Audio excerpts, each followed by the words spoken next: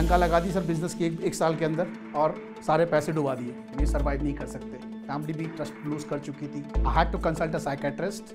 I was into medicine. Factory बंद कर देता हूँ, चाइना से माल लाता हूँ, ट्रेडिंग करता हूँ, ईजी काम है। लेकिन नहीं, मैं ये सोच पे आ गया उल्टा कि जब वो कर सकते तो हम क्यों नहीं कर सकते। जिस कंपनी की टर्नओवर से 10 साल पहले मुश्किल से 50 लाख या 1 करोड़ भी दी थी, आज we are talking about 100 crore से इन नेक्स्ट फाइनेंशियल ईयर। तो कामयाबी का एक और मैंने जो सीखा है वो है, शुरुआत करूंगा सीधा एक सवाल से। कितने लोग हैं यहाँ बैठे हुए लोग जो अपना बिजनेस करना चाहते हैं? शायद काफ़ी लोग होंगे जो बोलेंगे यस मैं करना चाहता हूँ, बट साथ में एक क्लॉज लगा देंगे। ये सोच आ जाएगी उनके अंदर, कैसे करें, पैसे कहाँ से आएंगे, सक्सेस मिलेगा कि नहीं। तो ये इसलिए पूछ रहा हूँ कि जब मैंने बिजनेस शुरू किया ये सारे सवाल मेरे अंदर भी थे। मैं Vivek Agarwal, CEO, cofounder Emblem luggage. Emblem basically soft luggage manufacturing में है जो पैन इंडिया नेटवर्क अवेलेबल है and we are going international now. मैंने कैसे जो सवाल आपके थे उस सवाल को कैसे जीता, उस सवाल को कैसे ओवरकम किया, और वो जो भी आज छोटा सा मुकाम मैं बना पाया हूँ वो आपके सामने रखूँगा। मैं धनबाद के एक छोटे से टाउन चिरकुंडा से बिलोंग करता हूँ जो झारखंड स्टेट में है। धनबाद शहर ऑब्वियसली सब लोग जानते होंगे, ये कोयले के लिए जाना जाता है। कोयले बेसिकली कोयला माइनिंग्स के लिए। तो हमारी फैमिली भी कोल बिजनेस में थी, belonging to a middle class family. Journey वहाँ से शुरू होती है। 10वीं वहाँ से की, दिल्ली आया 90 में, ग्रेजुएशन किया। ग्रेजुएशन के साथ साथ एक छोटा सा बिजनेस भी किया मैंने। जहाँ रहता था वहाँ पे ऑब्वियस बात है काफ़ी लोगों से मिलता था। कुछ लोगों ने कुछ काम करते थे, कुछ एक बंदे से मुलाकात हुई, वो फैब्रिकेशन का काम करता था। जनरली उससे बात हुई तो कहता 10 रुपये में शर्ट बनाता हूँ। बड़ा फैसिनेटिंग लगा यार, 10 रुपये में शर्ट कैसे बन सकता है। तो मैंने उसे समझा, तो उसने बोला बॉस इस तरह बनता है। मैंने पापा से बात की, पापा ने बोला चलो कोई बात नहीं, कर लो, कर पाओगे ग्रेजुएशन के साथ में? बोला हाँ कर लूँगा। तो फिर शुरू किया, ये चालू किया। अब कुछ समझ नहीं, कर लिया जी, लंका लगा दी सर बिजनेस की एक साल के अंदर और सारे पैसे डुबा दिए। अब करना क्या है? तो मेरे और मेरे भाई ने, कज़न ब्रदर ने, एक NIT करके ग्रुप होता है रादर, उसकी एक डिवीज़न होती थी मार्केटिंग की, NIS करके। उन्होंने फ्रेंचाइज चालू किया। अब मैं तो खाली बैठा था, भैया अब क्या करना है। वहाँ जाके सेल्स एंड मार्केटिंग के बारे में कुछ बैठा रहता था, देखता था वहाँ पे और सीखना शुरू किया। तो वहाँ से सेल्स एंड मार्केटिंग की थोड़ी ट्रेनिंग ली मैंने। स्लोली वो सर ने जब समझने लगा चीज़ को तो वहाँ पे काउंसलिंग शुरू किया मैंने। काउंसलिंग किया तो लोगों ने अप्रिशिएट किया कि यार काउंसलिंग तुम्हारी अच्छी है, कन्वर्जन अच्छे हो रहे हैं तुम्हारे। वहाँ के जो सेंटर हेड्स वगैरह थे या फिर जो कंपनी के लोग थे, उन्होंने बोला कि यार तुम मार्केटिंग भी ट्राई करो।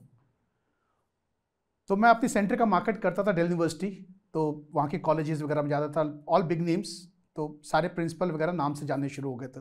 तो वहाँ एक और चीज़ अंदर से मालूम पड़ा कि मेरे अंदर ये क्वालिटी एक और है कि मैं PR अच्छा कर लेता हूँ, लोगों से रिलेशन अच्छा बिल्डअप कर लेता हूँ। तो हमारे सेंटर में आते थे गेस्ट लेक्चर्स वगैरह करने के लिए, तो वहाँ पे एक जेंटलमैन आए, उन्होंने इंस्टीट्यूशनल मार्केटिंग के बारे में कुछ बताया। तो वहाँ से एक इंस्टीट्यूशनल मार्केटिंग को समझा कि इंस्टीट्यूशनल मार्केटिंग होता क्या है।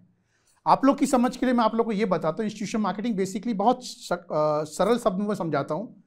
ये बेसिकली एक डीलर डिस्ट्रीब्यूटर या कंज्यूमर स्कीम्स होता है। जैसे अगर आप से 2001 की बात या 2002 की बात याद रखो, एक वोडाफोन का कनेक्शन के साथ एक बैग फ्री आता था, या टाइम्स ऑफ इंडिया के सब्सक्रिप्शन के साथ बैग फ्री आता था। वो उस तरह के काम हम लोग करते थे, वॉल्यूम्स काफ़ी हाई होते थे। तो इंस्टीट्यूशनल मार्केटिंग में हम लगे।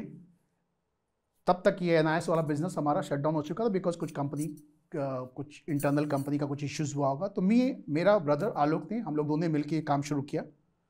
मेरे को अच्छे से याद है उस वक्त हमारे पास एक स्कूटर हुआ करता था वेस्पा, तो हम दोनों भाई बैठते थे उस पर, 2 बक्सा रखा हुआ था, उसमें हम 2 चीज़ में स्पेशलाइज करते थे, स्टेनलेस स्टील यूटेंसिल्स और सॉफ्ट लगेज। भरे बैग में कॉलिंग में निकलते थे, कभी नोएडा, कभी गुड़गांव में है, नोएडा से कॉल आ गया तो वी डिडंट सी, हम लोग कोई समय नहीं देखते थे कि बारिश है, धूप है, कुछ है, हम लोग दोनों भागते थे। उस वक्त मैं एक बात आप लोगों को बोलना चाहूँगा, हम काम ठीक ठाक ही कर रहे थे उस वक्त, बट फाइनेंस एक फैक्टर था जो हमारे ग्रोथ को हडल दे रहा था। पापा उस चीज़ को नोटिस कर रहे थे पापा उस चीज़ को रियलाइज़ कर रहे थे। मेरी सिस्टर, छोटी सिस्टर की शादी के पैसे उन्होंने रखे हुए थे। एक ऑर्डर आया हमारे पास, काफ़ी बड़ा ऑर्डर था। तो हमने पापा से बात किया कि पापा कुछ हेल्प हो सकता है या कुछ कहीं से हम इंतज़ाम कर सकते हैं। उन्होंने सोचा और बोला कि तुम्हारी बहन के पैसे पड़े हैं, तुम इसको ले लो एंड काम करो।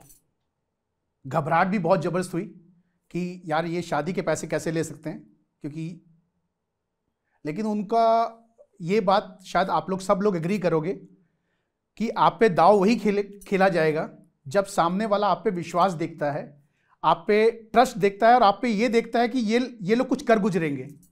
तो पापा ने वो चीज़ शायद हमारे अंदर देखा। उन्होंने बोला तुम करो, मेरे को पता है तुम लोग समय वापसी कर दोगे।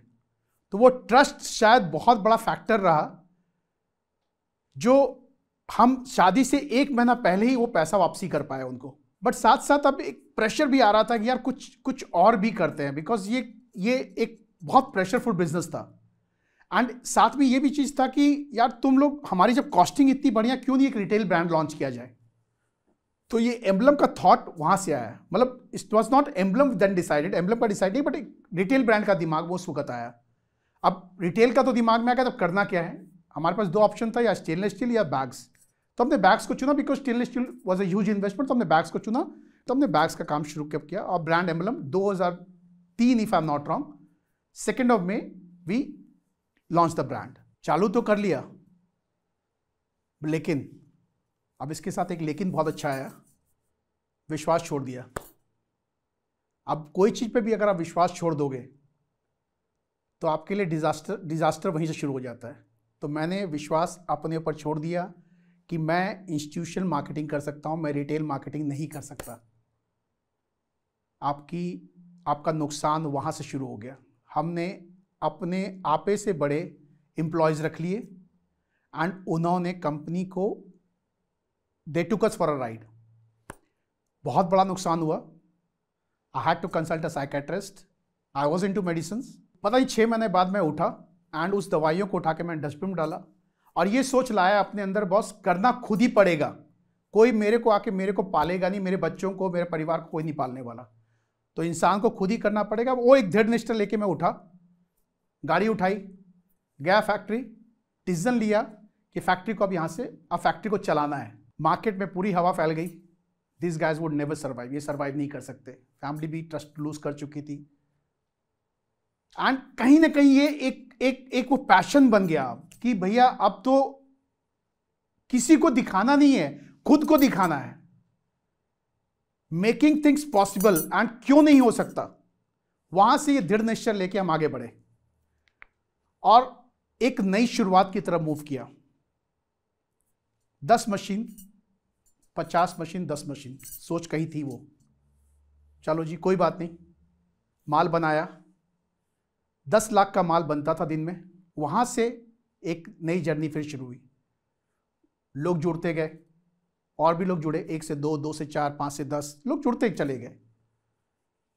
और 2008 आते आते मेरे ब्रदर आलोक ने भी मेरे को ज्वाइन कर लिया। 2009-10 होते होते चाइना से काफ़ी माल आना शुरू हो गया इंडिया में।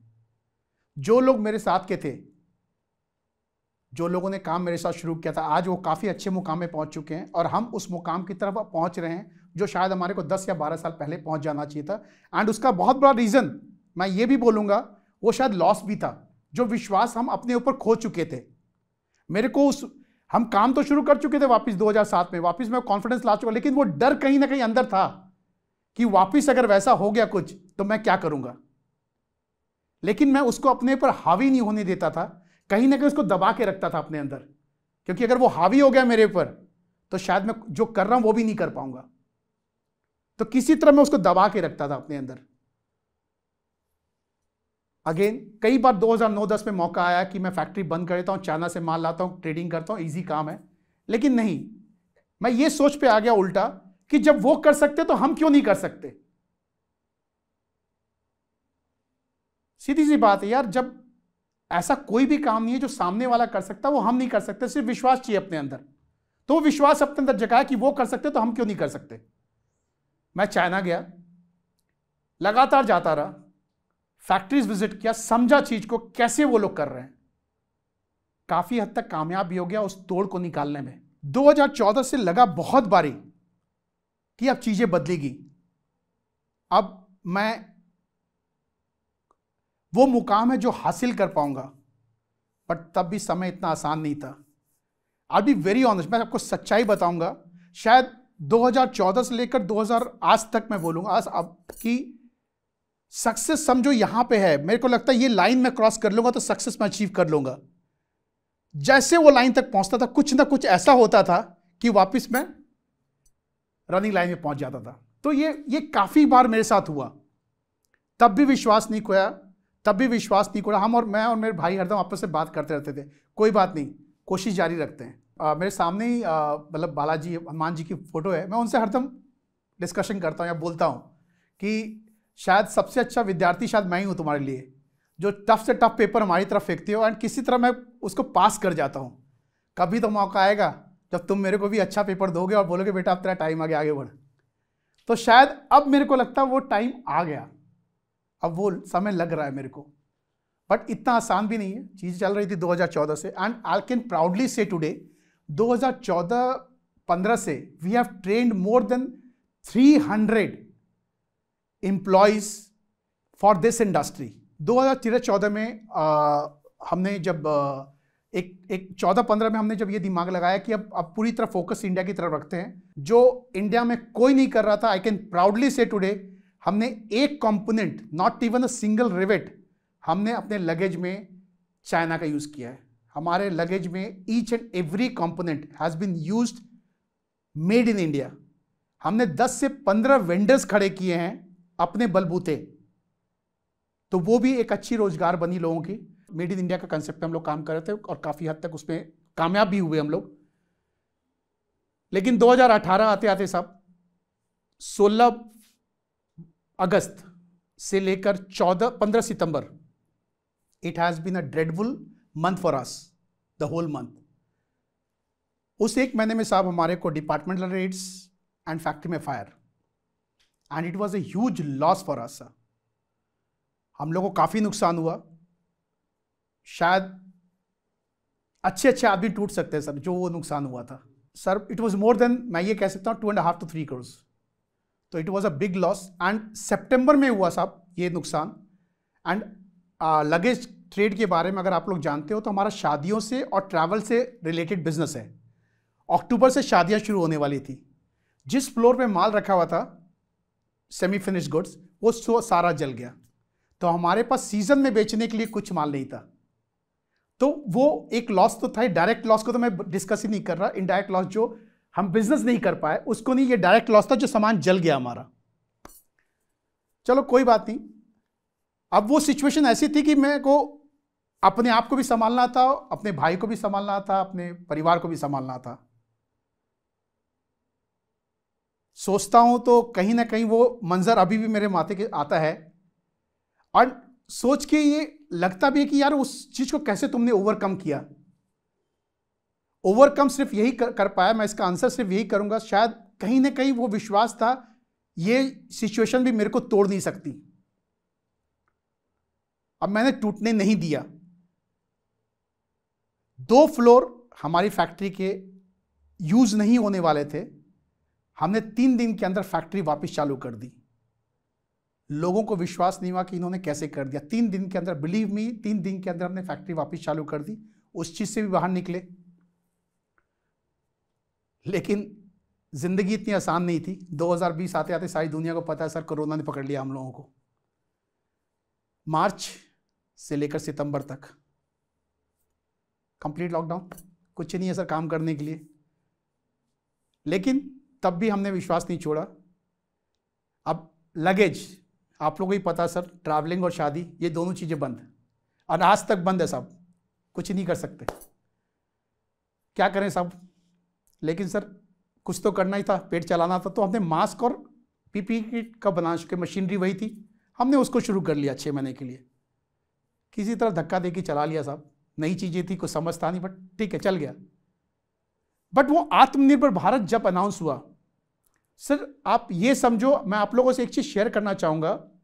जो इंपोर्टर्स, जो ब्रांड हमारे को तवज्जो नहीं देते थे, आज वो हमारे पीछे भाग रहे हैं। मैं ईगो के साथ नहीं बोल रहा, माफी चाहूंगा।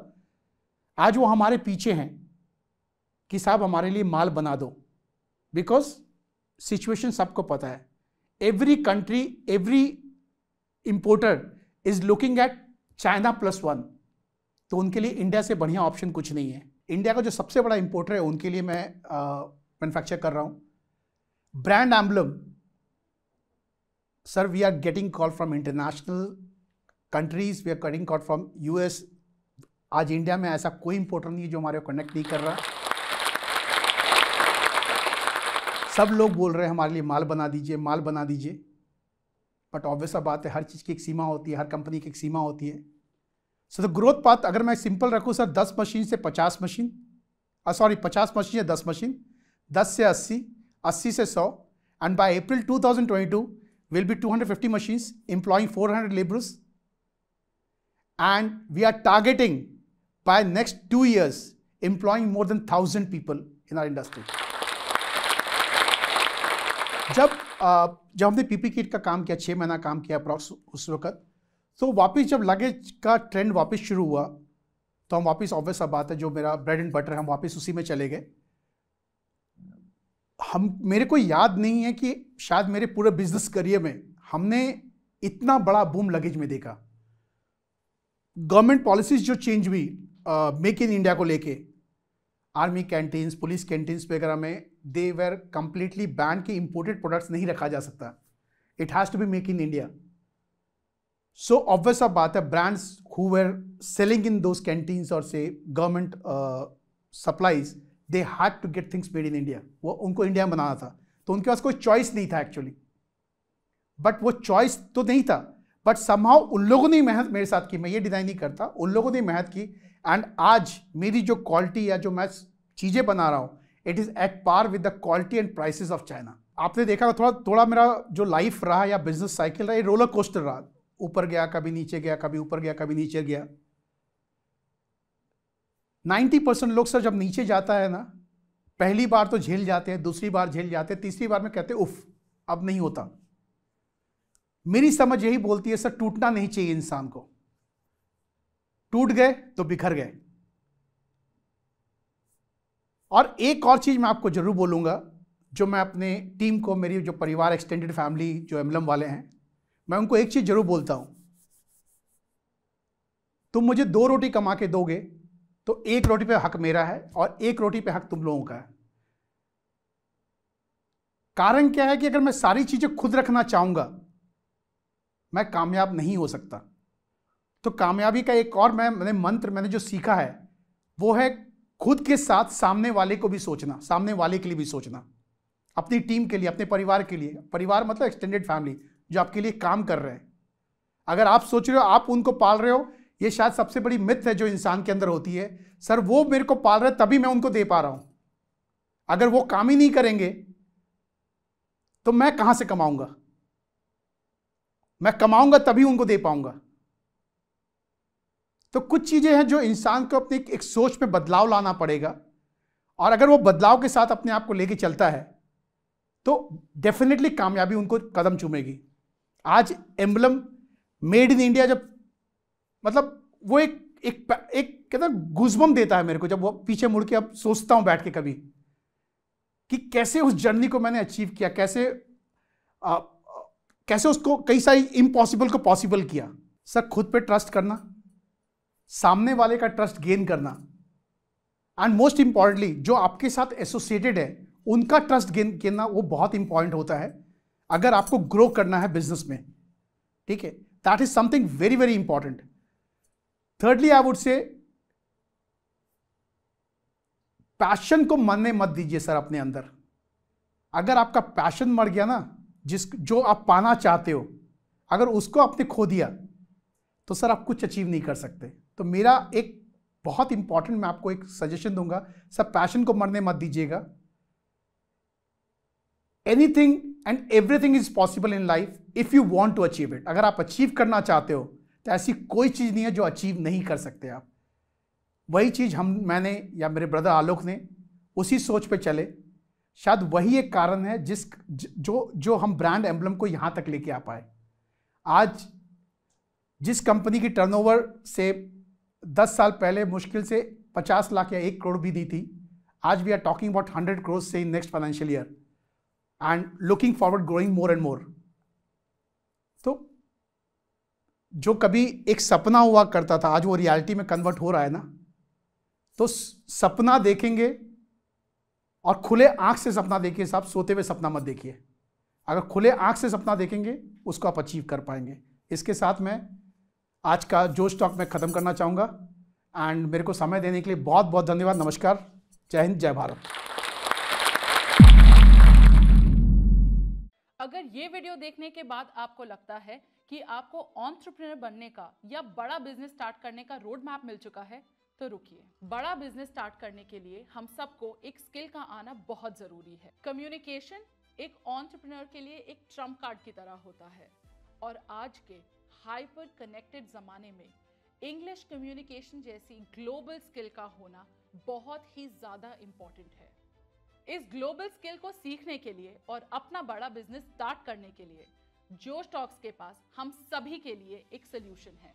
जोश स्किल्स ऐप भारत का number 1 spoken English learning app है, जिसके जरिए हम अपनी इंग्लिश कम्युनिकेशन स्किल्स को वर्ल्ड क्लास बना सकते हैं। जोश स्किल्स ऐप पे आपको प्रैक्टिस करने के लिए मिलता है अपनी कम्युनिकेशन स्किल्स को, वो भी अन्य स्टूडेंट्स के साथ। घबराइए मत, इस कॉल का आपको कोई चार्ज नहीं लगेगा, ये आपके स्टडी मटेरियल के साथ ही इंक्लूडेड होगी। कोई भी बड़ा बिजनेस शुरू करने से पहले उसमें बहुत ज्यादा जरूरी होता है इनिशियल इन्वेस्टमेंट का होना, और खुद पे की गई हुई इन्वेस्टमेंट कभी बेकार नहीं जाती और ना ही कोई हमसे उसे छीन सकता है। तो चलिए दोस्तों, हम सभी अपनी जिंदगी की सबसे बड़ी इन्वेस्टमेंट की ओर एक कदम बढ़ाएं, अपनी इंग्लिश कम्युनिकेशन स्किल्स को वर्ल्ड क्लास बनाकर विद जोश स्किल्स ऐप। पिन कमेंट में दिए हुए लिंक पे क्लिक करें और आज ही शुरू करें।